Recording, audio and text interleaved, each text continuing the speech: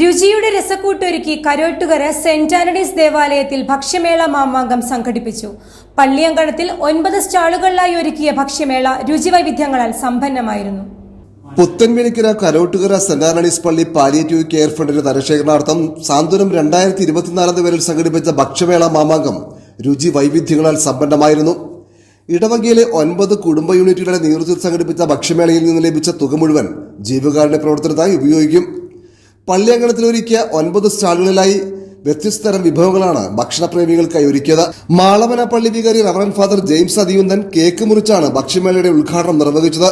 ഹൃദയത്തിന്റെ കലവറയിലാണ് കരോട്ടുകര ഇടവക ഈ വിരുന്നിന്റെ വലിയ വിഭവങ്ങൾ ഒരുക്കുന്നത്.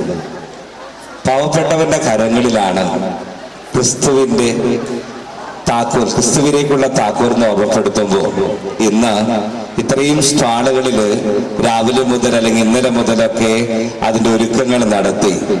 ഇതൊക്കെ വിരുന്നൊരുക്കുക മാത്രമല്ല, ഇതിൽ നിന്നൊക്കെ ഉള്ള കൊച്ചു കൊച്ചു മിച്ചങ്ങളൊക്കെ അത് അർഹിക്കുന്നവന്റെ ജീവിതത്തിൽ ഒരു ആശ്വാസത്തിന്റെ തണലേകാൻ കരോട്ടുകര ഇടവകയും വികാരിയച്ഛനും കമ്മിറ്റിയും നേതൃത്വം കൊടുക്കുന്ന കേന്ദ്രസമിതിക്ക് പ്രത്യേകം അഭിനന്ദനങ്ങളാണ്.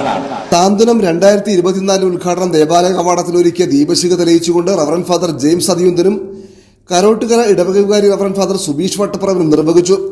Programme committee general convener P J Jolly, publicity convener ML Thomas, കൈക്കാരൻ PJ ജോഷി, കേന്ദ്രസമിതി പ്രസിഡന്റ് KD ജേക്കബ് തുടങ്ങിയവർ സംസാരിച്ചു. നമുക്കറിയാം, നിർധനരും പാവപ്പെട്ടവരുമായിട്ടുള്ള വേദനിക്കുന്ന മക്കൾക്ക് ഒരു ആശ്വാസം പകരുവാൻ വേണ്ടി നമ്മൾ തുടങ്ങി വെച്ച ഒരു വലിയ സംരംഭമാണ്.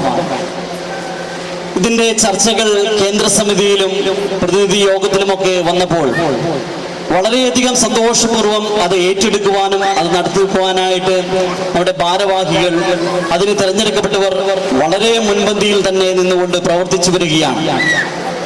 നമുക്കറിയാം, ജൂൺ മാസം മുതൽ വളരെ ഭംഗിയായിട്ട് കമ്മിറ്റികളും അതിൻ്റെ കമ്മിറ്റി മീറ്റിങ്ങുകളും എല്ലാം സംഘടിപ്പിച്ചു വരുന്നു.